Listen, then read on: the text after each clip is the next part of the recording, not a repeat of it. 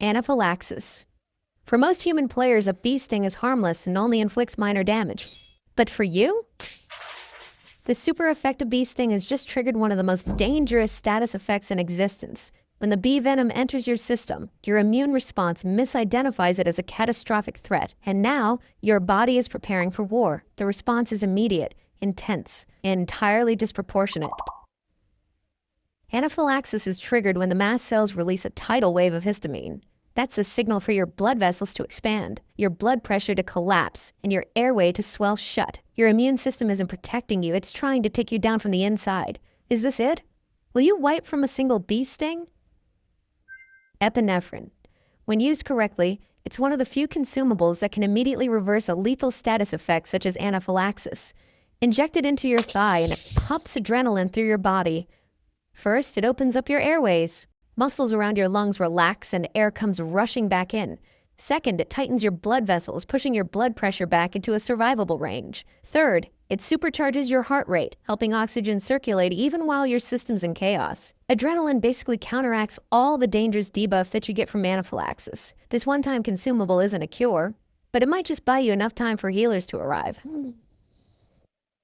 Cramp. There's a special kind of betrayal that only your own body can deliver. You're just living your life, maybe mid-stride, maybe relaxing in bed, when suddenly, boom. No, you didn't come, you just got cramp. Muscle cramp, usually mild and temporary, but absolutely devastating when it strikes. Nobody actually knows what causes this status effect. Some theories say it's dehydration. Maybe you forgot to drink your Brondo, and your electrolytes are running low. It's got electrolyte. Or maybe it's too much exercise. Or maybe it's too little exercise. Your muscles might just be protesting because you sat too long or pushed yourself too hard. But honestly, it's just as likely that there is a camouflage mage following you around, throwing stuns at you just for fun. There's also no known way to dispel this pesky stun lock. You can try stretching or massaging, but the most effective way is just to wait and hope your body stops acting like it's been cursed. Thankfully, it's a zero damage status effect, so you'll most likely survive. But when it hits at your most vulnerable moments, you really start questioning your muscle loyalty. Poison. You found a new consumable in the woods today. It has a lot of unknown effects, but you decide to eat it anyway. It even restores a bit of health. You've been poisoned. You just don't know it yet. Unlike cramp, poison doesn't hit all at once. It's a sneaky status effect that works in the background, inflicting small damage over time. After around 12 to 24 hours, you're starting to realize that you've been poisoned. But the first symptoms creep in slowly. Good thing you're in a forest. You feel lightheaded, unsteady, like something's off, but you can't quite place it. The only thing you do know is that the real damage hasn't even started yet.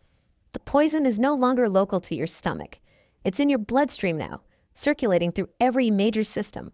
Your heart rate spikes, you feel hot and dizzy. You pop a health potion, but the damage keeps ticking. Whatever this toxin is, it's working faster than your body can respond. Every action drains more energy than it should, and your sights start to become blurry.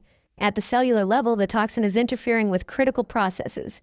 If it's an amatoxin, like the kind found in deathcap mushrooms, it's blocking your cell's ability to create new proteins. Without protein synthesis, your liver and kidneys begin to fail.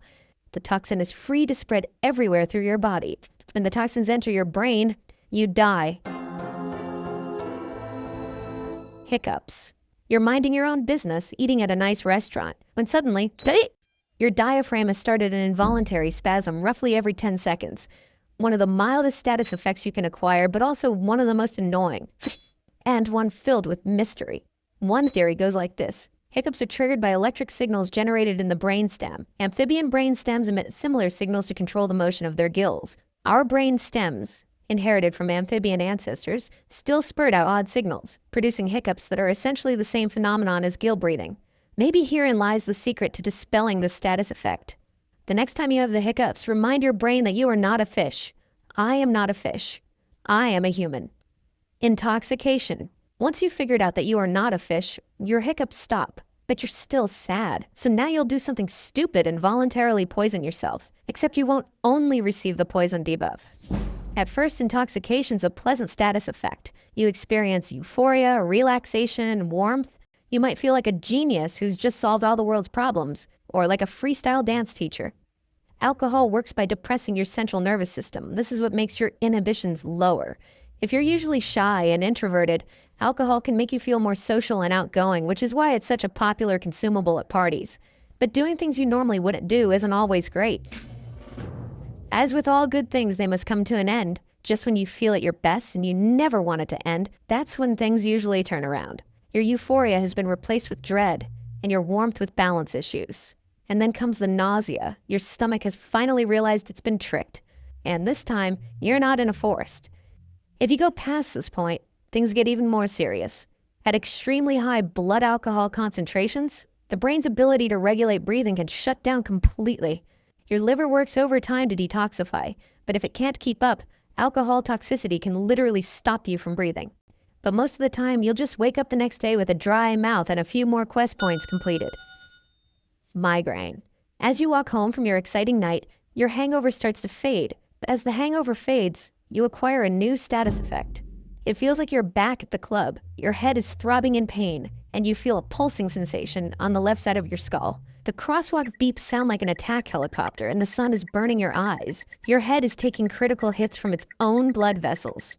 As a wave of electrical activity moves across the brain's cortex, it changes blood flow and releases inflammatory chemicals. This chain reaction triggers a migraine attack, and your nervous system is caught in the crossfire. For some, it starts with an aura, and not the good kind of aura. Auras are visual disturbances and an early warning sign for an upcoming migraine. You might see bright spots, zigzag lines, or even flashes of light. Migraines can last from a few hours to several days, and there's no guaranteed way to break the status effect once it's active. Your best bet is to retreat to a dark, quiet place, take your meds, and hope your brain stops critting itself. Once the pain finally fades, some people go through the post-drop phase, feeling mentally drained, confused, or even oddly elated. The epic boss fight that is your own brain has been fought. No wonder you feel drained and victorious at the same time. Fear. You're walking home alone one evening and you decide to take a shortcut through the park. You've been here many times before, but it looks so different in the dark. The trees look taller. The paths look narrower. You hear something rustling nearby. Your heart skips a beat. Is that a person behind that tree or just another tree? You can slowly feel the fear creeping in on you. Your senses go into overdrive. Every sound feels too loud. Every shadow feels too close. Your brain starts running through every worst-case scenario it can think of, as if that's supposed to help. Suddenly something approaches you from the shadows. What do? Do you fight? Do you freeze? Or do you run? These are your only options. But you don't get to choose. Fear does. This time you ran. Probably saved your ass. Fear may seem harmless and sometimes even helpful, but it has one very special effect that can be incredibly dangerous. It's contagious. You've heard the phrase, smell fear, before, right? Smell fear. It sounds like something straight out of a movie, but it's not entirely a myth. Turns out people can unconsciously detect fear through a chemical pheromone released in sweat. Researchers actually tested this by collecting 2 different types of sweat from the same people, one from their very first skydive and one from their exercise session. And then they had volunteers sniff both types while lying in a brain scanner. The volunteers didn't know which sweat they were inhaling, but their brains sure did. When they sniffed the fear sweat, the amygdala and hypothalamus, the parts of the brain linked to fear, lit up like a Christmas tree. It wasn't a conscious reaction. They couldn't tell the difference between the 2 types of sweat. But subconsciously, their brains reacted as if they just got a whiff of pure terror. This suggests that fear is contagious and explains how panic easily spreads through a crowd. One person bolts and suddenly everyone's running, even if nobody knows what they're running from. And scared people are dangerous and unpredictable. Fear doesn't need logic or to do damage. It just needs a spark to create chaos. Hypothermia.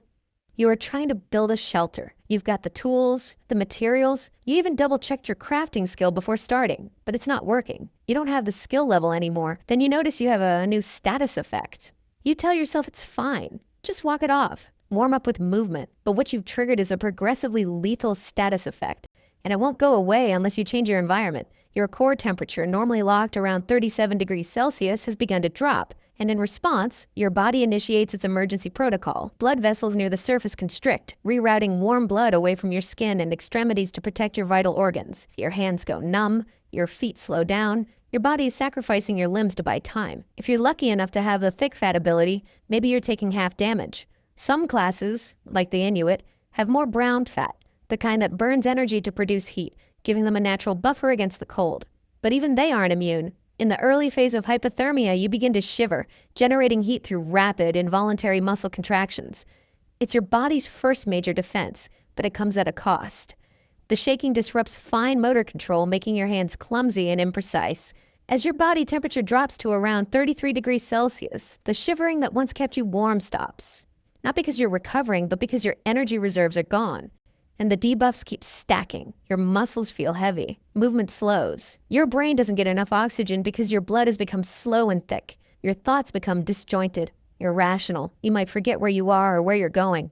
Once your core temperature drops below 30 degrees Celsius, you're entering a terminal state. At this stage, brainstem function declines. Your heart rhythm destabilizes. Fluttering into arrhythmias like a ventricular fibrillation. Breathing becomes shallow, almost imperceptible. Blood thickens, and oxygen delivery slows to a crawl. One by one, your systems begin shutting down. And then something strange happens. You start to feel warm. Your body, in a final error, dilates surface blood vessels, flooding your skin with what little warm blood remains. It triggers a false sense of heat, a deadly trick of a dying brain. You begin to remove your equipment, the last thing keeping you alive. You might feel calm, even euphoric, but this isn't survival. It's the final shutdown. Have you experienced any of these status effects? I really hope not. If you're worried, just roll a priest, put some shields up, and don't forget to keep your health potions stocked. Stay safe out there. Bye!